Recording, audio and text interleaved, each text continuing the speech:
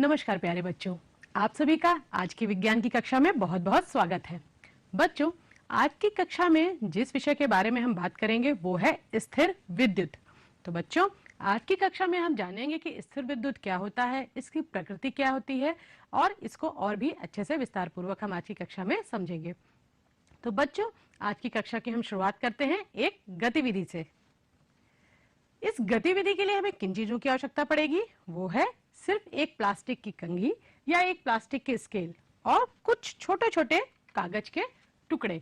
इस तरीके से हमें करना क्या है, हमें इस प्लास्टिक की कंघी को या प्लास्टिक के स्केल को या तो आप अपने सर के बालों के साथ रब कीजिए या किसी भी ऊनी कपड़े के साथ आप इसको घर्षण कीजिए। इस तरीके से बच्चों खूब अच्छे से इसको आप रगड़िए। आप इसको अपने बालों पर भी रगड़ के देख सकते हैं, लेकिन ध्यान रहे बच्चों, आपके जो बाल होंगे उन्हें शुष्क होना जरूरी है, यानी कि वो गीले ना हो और ना ही उनमें तेल लगा हो। तो देखिए, हम इसे अच्छे से रगड़ते हैं। थोड़ी देर तक रगड़िए और देखिए क्या जादू होने वाला है। इसे अच्छी तरह से हमने रब किया है। अब इस कंघी को या जो आपकी प्लास्टिक की स्केल है जिसे आपने अपने बालों पर या किसी ऊनी कपड़े के साथ रब किया है, उस इस कंघी को आपको कागज के टुकड़ों के ऊपर लेकर के जाना है। इस तरीके से देखिए। तो देखा बच्चों, यहाँ क्या हो रहा है, एक जादू हो रहा है। इस कंघी ने कागज के टुकड़ों को अपनी ओर आकर्षित कर लिया है। अब ऐसा क्यों हुआ है? क्योंकि सामान्यतः जब हम बिना घर्षण के, हमने कोई घर्षण नहीं किया इस कंघी को, बिल्कुल साफ। अब हम इस कंघी को अगर इस कागज के टुकड़ों के ऊपर ले जाते हैं तो देखिए यहाँ पर किसी भी प्रकार की कोई प्रतिक्रिया नहीं होती है। तो घर्षण के कारण ऐसा क्या हुआ कंघी में कि उसने कागज के टुकड़ों को अपनी ओर आकर्षित किया? बच्चों, यही है स्थिर विद्युत। किसी भी वस्तु में घर्षण के कारण उसमें आए हुए आवेश को, जो कि स्थिर होता है, स्थिर विद्युत कहलाता है। इसी के बारे में हम आज की कक्षा में विस्तार पूर्वक जानेंगे। तो बच्चों, किसी भी पदार्थ में उत्पन्न हुए इस स्थिर विद्युत आवेश को जानने के लिए सबसे पहले हम किसी भी पदार्थ की संरचना को समझते हैं। बच्चों, ये तो आप जानते हैं कि कोई भी जो पदार्थ होता है वो छोटे छोटे कणों से मिलकर के बने होते हैं और ये कण छोटे छोटे परमाणुओं से मिलकर के बने होते हैं। अब आइए परमाणु की संरचना को समझते हैं। जैसा कि आप यहाँ चित्र में देख रहे हैं, जो बच्चों परमाणु की संरचना होती है, इनमें तीन चीजें होती हैं। वो कौन से होते हैं? इलेक्ट्रॉन, प्रोटॉन और यहाँ पे एक न्यूट्रॉन होते हैं।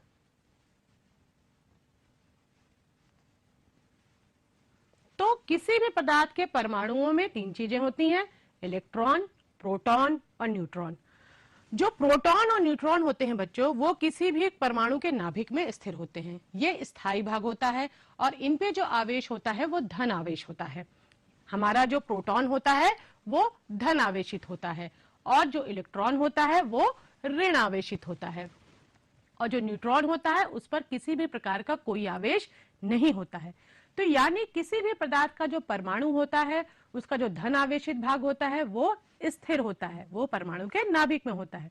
और जो ऋण आवेशित भाग होता है, जैसा आप यहाँ देख रहे हैं, इलेक्ट्रॉन, वो क्या होता है बच्चों? इस तरीके से अपनी कक्षा में गति करता रहता है। यानी कि किसी भी पदार्थ का जो ऋण आवेशित भाग होता है, जो नेगेटिव भाग होता है, वो गतिमान होता है। अब ये तो हमने जान लिया कि किसी भी पदार्थ की संरचना कैसे होती है, यानी किसी भी परमाणु में क्या क्या होते हैं। एक गतिमान भाग होता है जो कि ऋण आवेशित होता है, एक स्थिर भाग होता है जो कि धन आवेशित भाग होता है। अच्छा बच्चों, किसी भी परमाणु में जितना धन आवेशित भाग होता है उतना ही ऋण आवेशित भाग होता है। यानी सभी परमाणुओं में प्रोटॉनों की संख्या और न्यूट्रॉनों की संख्या बिल्कुल समान होती है। तो इस दृष्टि से देखा जाए तो कोई भी परमाणु विद्युत की दृष्टि में बिल्कुल उदासीन होता है। अगर परमाणु उदासीन है तो पदार्थ भी उदासीन होंगे, जाहिर सी बात है। तो विद्युत की दृष्टि से सारे पदार्थ उदासीन होते हैं। तो अब इनमें आवेश आता कैसे है, आइए देखते हैं। हमने जाना कि विद्युत की दृष्टि से सारे पदार्थ उदासीन होते हैं, परंतु जब किसी भी पदार्थ के परमाणुओं के इलेक्ट्रॉनों में कम या ज्यादा हो जाते हैं तो क्या होता है बच्चों? वो पदार्थ आवेशित हो जाता है। अब इलेक्ट्रॉनों की संख्या कम या ज्यादा कैसे होती है? उसका एक कारण है घर्षण। घर्षण द्वारा वस्तुओं का आवेशन, यानी कि घर्षण की क्रिया से हम किसी भी पदार्थ को आवेशित कर सकते हैं। घर्षण के कारण उत्पन्न आवेश को हम विद्युत आवेश कहते हैं। जो आवेश किसी वस्तु की सतह पर स्थिर रहता है अर्थात गति नहीं करता है, वो क्या कहलाता है बच्चों? स्थिर विद्युत आवेश। ऐसा नाम से ही हम जान रहे हैं, स्थिर विद्युत आवेश, यानी ऐसा आवेश जो कि स्थिर रहता है किसी भी पदार्थ की सतह पे। हमने एक उदाहरण लिया था प्लास्टिक की कंघी का। आप यही क्रिया को गुब्बारे के साथ भी कर सकते हैं। आप गुब्बारे को लीजिए, इस गुब्बारे को, और किसी भी दीवार पे ले जाकर के आप देखिए, कोई क्रिया नहीं होगी। लेकिन इसी गुब्बारे को अगर आप किसी ऊनी कपड़े के साथ घर्षण करेंगे या रब करेंगे, या अपने बालों पर भी इसे अगर आप रब कीजिए, तो क्या होगा? ये दीवार के प्रति आकर्षित होगा, यानी दीवार से जाकर के चिपक जाएगा। जैसा आप यहाँ चित्र में भी देख रहे हैं, हमने एक गुब्बारा लिया है और उसको ऊनी कपड़े से उस पर रब किया है, यानी उसका घर्षण किया है। उसके बाद उसे हम दीवार पे ले जाकर के देख रहे हैं तो वह चिपक गया है दीवार से। ऐसा क्यों हुआ है? ऐसा उस गुब्बारे में आए हुए आवेश के कारण हुआ है। और वो आवेश किस प्रकार का होता है? स्थिर होता है, जो उसकी सतह पर ही होता है। इसलिए इस आवेश को क्या कहते हैं बच्चों? स्थिर विद्युत आवेश। अब घर्षण की क्रिया में होता क्या है बच्चों? हमने तो जाना कि सारे पदार्थ क्या होते हैं? उदासीन होते हैं। जैसा आप चित्र में भी देख रहे हैं, कोई भी दो वस्तु हम लेते हैं, दोनों वस्तुएं जो होती हैं विद्युत की दृष्टि में क्या होती हैं? उदासीन होती हैं। दोनों में इलेक्ट्रॉन और प्रोटॉन दोनों की संख्या बराबर होती है, यानी कि विद्युत की दृष्टि में दोनों उदासीन होते हैं। इस तरीके से देखिए, दोनों में ही अगर यहाँ पे 3 प्रोटॉन है तो 3 ही इलेक्ट्रॉन दिखाए जा रहे हैं। उसी तरह से यहाँ पर भी है, दोनों ही विद्युत की दृष्टि में उदासीन है। जब हमने दोनों पदार्थ में घर्षण किया, उनको आपस में रगड़ा, तो क्या होता है बच्चों? जो इलेक्ट्रॉन होते हैं वो क्या होते हैं? गतिमान होते हैं, अपनी कक्षा में गति करते रहते हैं। वो आसानी से किसी दूसरे पदार्थ में चले जाते हैं। तो हमने देखा कि जिस पदार्थ से, देखा यहाँ पे हमने जो जिस पदार्थ से इलेक्ट्रॉन दूसरे पदार्थ में आ रहे हैं वो क्या होता है? ऋण आवेशित हो जाता है। यहाँ पे ऋण आवेश की संख्या ज्यादा हो जा रही है, तो वो पदार्थ क्या हो जाएगा बच्चों? ऋण आवेशित हो जाएगा, यानी कि नेगेटिव चार्ज हो जाएगा। और जिस पदार्थ से हमारे इलेक्ट्रॉन यहाँ पे जा रहे हैं, यानी कि यहाँ से हमारा जो नेगेटिव चार्ज है वो कम हो रहा है, तो क्या होगा? यहाँ पर धन आवेश आ जाएगा। तो जिस पदार्थ से हमारे इलेक्ट्रॉन निकल करके दूसरे पदार्थ में जाते हैं वो धन आवेशित हो जाता है, और जो पदार्थ इलेक्ट्रॉन को ग्रहण करता है वो क्या हो जाएगा बच्चों? ऋण आवेशित हो जाएगा। आइए स्थिर विद्युत की कुछ और विशेषताओं को देखते हैं। स्थिर विद्युत आवेश वस्तु पर घर्षण किए गए स्थान पर ही रहता है। जी हाँ बच्चों, जब हम किसी वस्तु में घर्षण करते हैं तो जो स्थिर विद्युत आवेश होता है वो घर्षण किए गए स्थान पर ही रहता है। जैसा कि हमने जब कंघी पर घर्षण किया था, अगर हमने इस सिरे पर घर्षण किया है तो जो हमारा स्थिर विद्युत आवेश होगा वो इसी सिरे पर होगा, इसकी दूसरे सिरे पर नहीं आएगा, क्योंकि यह स्थिर होता है। स्थिर विद्युत आवेश नम एवं गीली हवा द्वारा अवशोषित हो जाता है। यही कारण है बच्चों, हमने आपसे कहा था कि अगर आप कंघी को अपने बालों पर घर्षण कर रहे हैं या रब कर रहे हैं तो आपके बाल जो है वो सूखे होने चाहिए, उनमें तेल पानी नहीं होना चाहिए, क्योंकि नमी वाली जगह पे क्या होता है बच्चों? स्थिर विद्युत आवेश जो होता है अवशोषित कर लिया जाता है। इसीलिए जो स्थिर विद्युत आवेश होता है वो शुष्क हवा में ज्यादा होता है या जाड़े के दिनों में ज्यादा दिखाई देता है। बच्चों, अगर आपने कभी ध्यान दिया हो तो जाड़े की ऋतु में जब आप कंबल का प्रयोग करते हैं, अगर कंबल आपके पला लाइन के हैं तो कई बार आपने देखा होगा अंधेरे में उनमें चिंगारियां निकलने लगती हैं।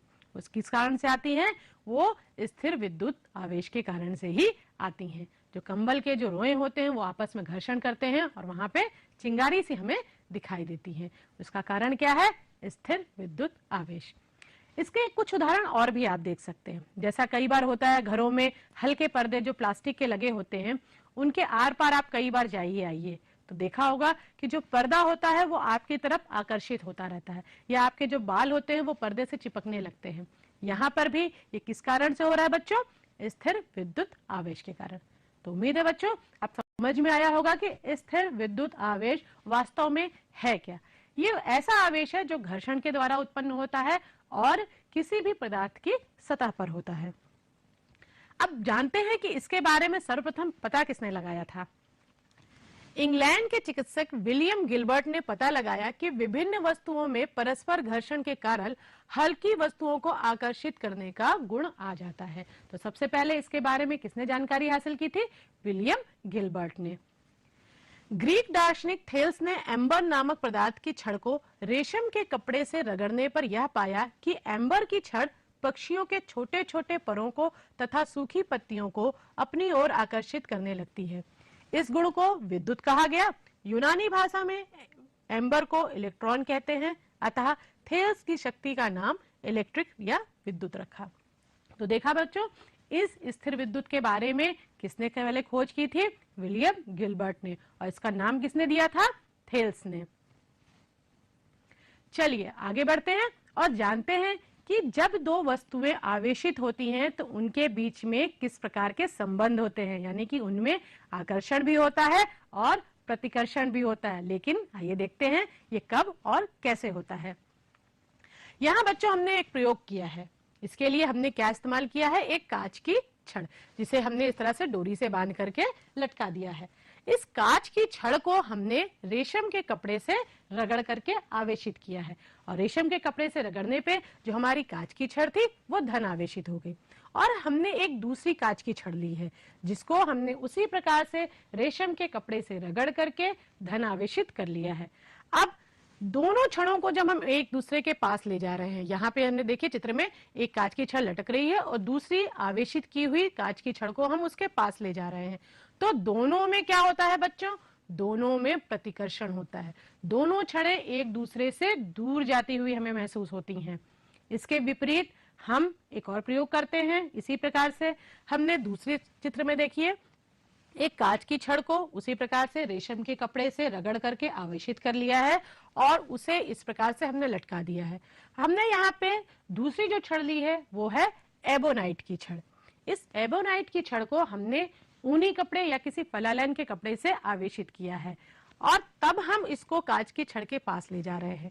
जो हमारी एबोनाइट की छड़ थी उसे जब हमने फलालैन के कपड़े या किसी ऊनी कपड़े से रब किया है तो उसमें ऋण आवेश आ गया है और तब हम उसको कांच की छड़ के पास ले जा रहे हैं। तो देखिए बच्चों, दोनों जो कांच की छड़ें हैं, एक कांच की छड़ और दूसरी एबोनाइट की छड़, दोनों एक दूसरे के ओर आकर्षित हो रही हैं। तो हमने देखा इस प्रयोग के माध्यम से जब दोनों छड़ों के बीच में एक जैसा आवेश है, चाहे वो धनात्मक हो या ऋणात्मक हो, यदि दोनों छड़ें एक जैसी आवेशित होंगी तो वो क्या होंगी बच्चों? वो प्रतिकर्षित होंगी, यानी कि दूर जाएंगी।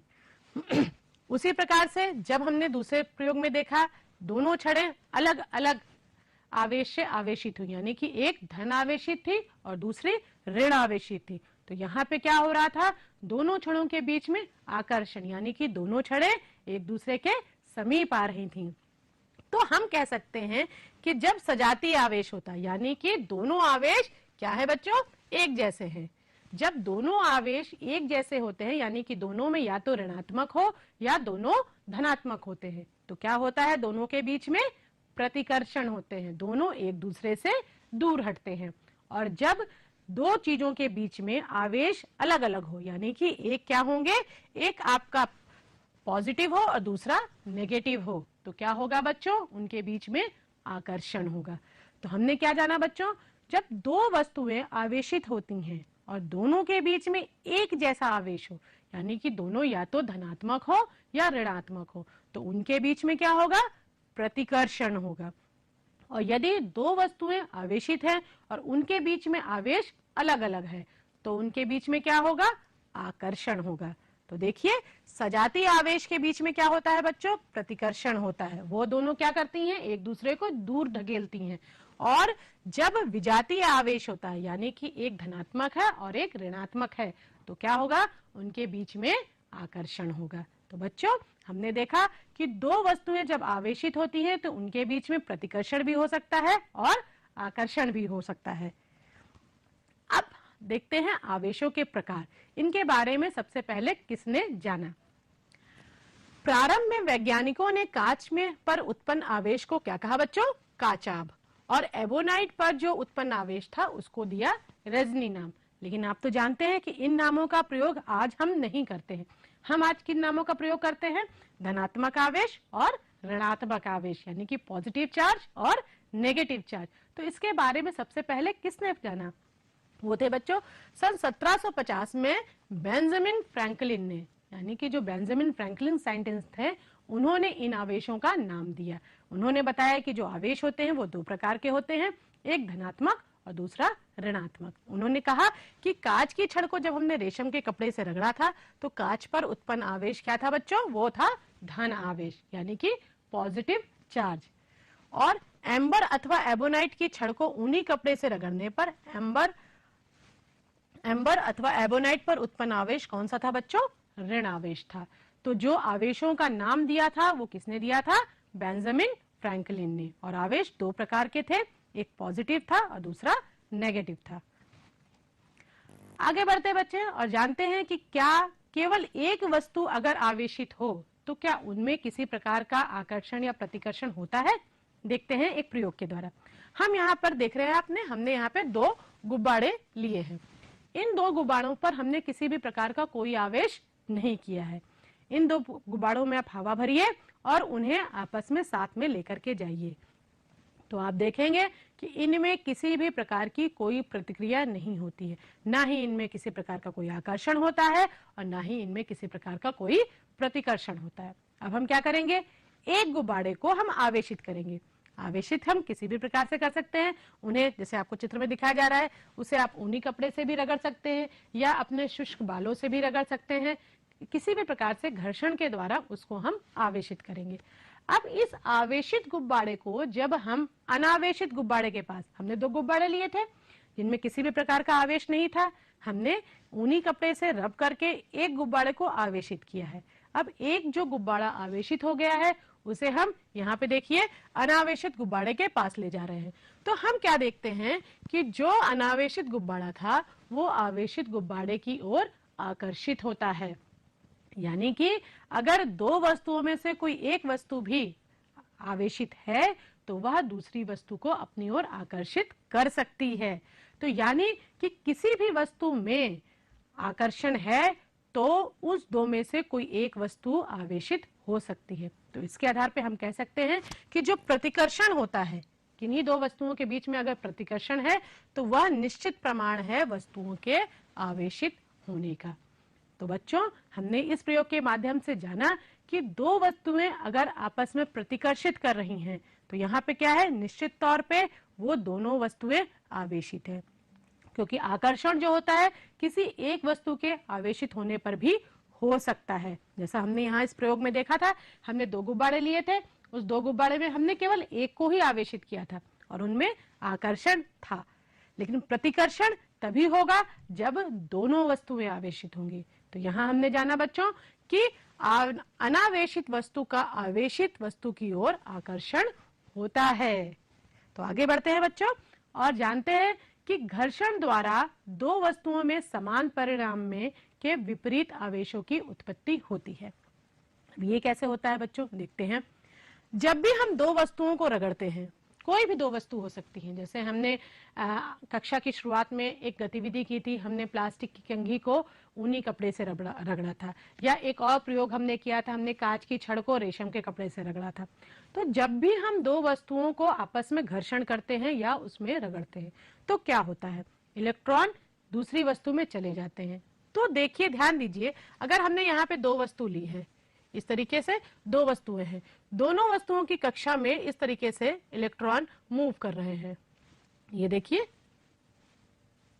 यहाँ पे इलेक्ट्रॉन मूव करते रहते हैं, गति करते रहते हैं। तो जब दो वस्तुओं को हम आपस में घर्षण करते हैं तो किसी एक पदार्थ के परमाणुओं के जो इलेक्ट्रॉन होते हैं दूसरे पदार्थ में जाते हैं। मान लीजिए यहाँ पे इस पदार्थ के दो इलेक्ट्रॉन इसके पास आ जाते हैं, इस पदार्थ के पास आ जाते हैं। तो यदि अगर इस पदार्थ के दो इलेक्ट्रॉन इसके पास जा रहे हैं तो यह दो इलेक्ट्रॉनों की यहाँ पे कमी हो रही है। ये क्या हो जाएगा? दो इलेक्ट्रॉनों को हटा करके धन आवेशित हो जाएगा, और जो दूसरा पदार्थ होगा वो उतनी ही मात्रा में, यानी कि दो ही इलेक्ट्रॉन तो ग्रहण कर रहा है, तो वो उतनी ही मात्रा में क्या हो जाएगा? ऋण आवेशित हो जाएगा। तो कभी भी जब दो वस्तुओं के बीच में हम घर्षण करते हैं तो उनके बीच में जो आवेशों का आदान प्रदान होता है, जो उसका परिमाण होता है, वो समान होता है।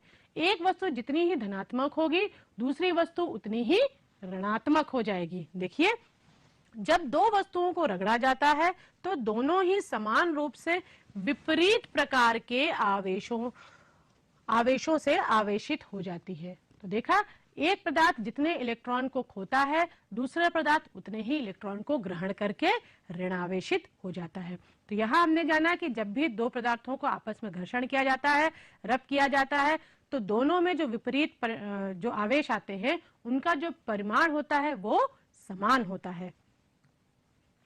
चलिए एक और वस्तु के बारे में हम जानते हैं, और वो है साधारण विद्युतदर्शी। अब बच्चों, ये साधारण विद्युतदर्शी क्या होता है?